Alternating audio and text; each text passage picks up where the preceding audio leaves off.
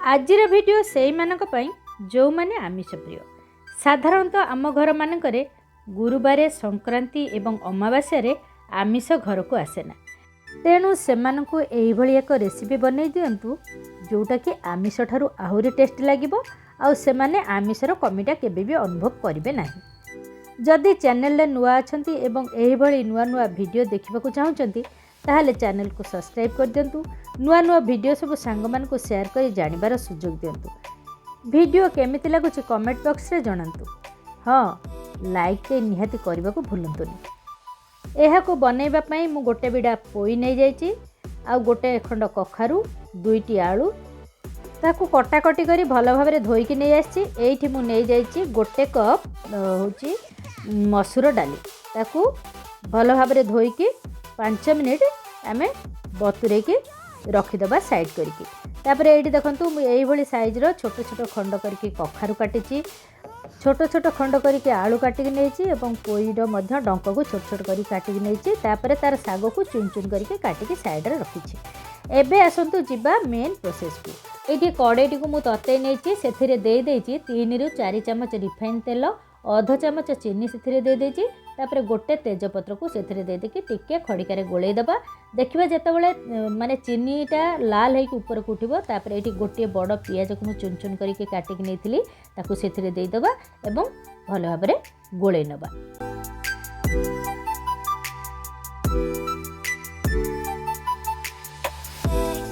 एबे सेथिरे अदा रसुण पेस्ट गोटे चामच दबा आउ टिके गोले नबा। एबे सेथिरे दे दबा गोटे चमच हळदी गुंड, गोटे चमच लूण, गोटे चमच जीरा गुंड, गोटे चमच धनिया गुंड आउ गोटे चमच लंका गुंड। तापर ताकू भल भाबरे कसिबा।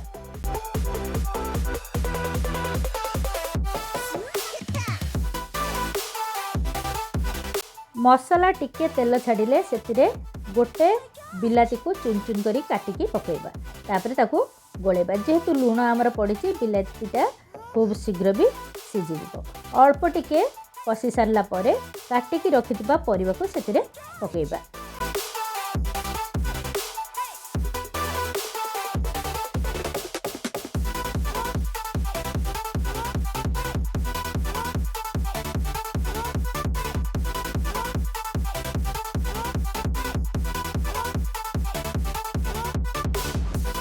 आउ टिके गोले दे कवर करी 2 मिनिट छाड़ी दबा।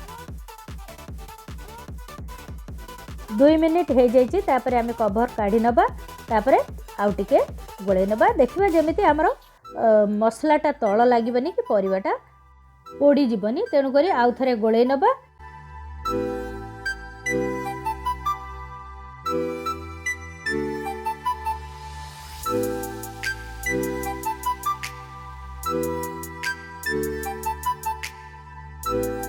आउ गोटे मिनिट कवर कर दबा।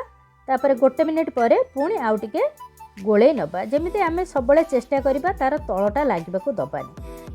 तापर सेथिरे दे दबा 1.5 ग्लास पानी।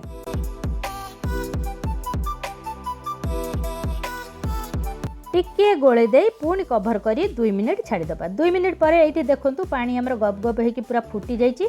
तापर आमे कोन करिबा ना जो मसूर डाली के आमे धोईकी बतुरे की रखिथिले से मसूर डाली को सेथिरे दे दबा। यही रेसिपीटी खूब कम समय बनी जाए और खाइबा को भी बहुत टेस्टी लगी था। जेहेतु मसूर डाली को आमे धोईकिना 5 मिनिट बतुरे की छाड़ी देथिले सेटा बहुत शीघ्र सीझी जीवो। आउ जेतिकी परिबा भी हमर पड़िची सेगुडा भी बहुत शीघ्र सीझीबो, कारण ए जो कखारु हो कि आलू हो एगुडा बहुत शीघ्र भी सीझी जाए। तापर कोन करिबा देखिबा जेतेबेले हमर मसूर डालटा माने 50% सीझी जीवो सेथिरे दे दबा चुन चुन करी काटी रखिथिबा पोईर साग को। तापर ताकू माने 15 रु 20 सेकेंड ढांकी दबा। सेटा जिमि टिके नरमी जीवो तापर ताकू भल भाबरे गोलेबा। एठी देखंतु डाली परिबा एवं साग सबु भल भाबरे पूरा सिझी जाइछि। तार टेक्सचर देखि जणा पड़ जाउछि पूरा बढ़िया गोटे माने छेंचड़ा हमर प्रस्तुत हो जाइछि। ता ऊपर कोन करबा ना टिके गरम मसला गुंड दे दबा आउ टिके गोले नबा। यार टेस्ट पूरा माछ छेंचड़ार टेस्ट परि आसीबो। थरे घरे बनैकी खातु। तापर मते कमेंट बॉक्स रे जणेबे जे डिशटा केमिति लागिला। एबे आमे कोन करबा ना गरमा गरम सर्व कर दबा ଭାତ ରୁଟି କିମ୍ବା ପରଟା ସହିତ ଖାଇବେ, ପୁରା ମସ୍ତ ଲାଗିବ। ଏଇଭଳି ଘରେ ବନେଇକି ଖାଆନ୍ତୁ ଆଉ କମେଣ୍ଟ ବକ୍ସରେ ଜଣାନ୍ତୁ କେମିତି ଲାଗିଲା। ଜୟ ଜଗନ୍ନାଥ।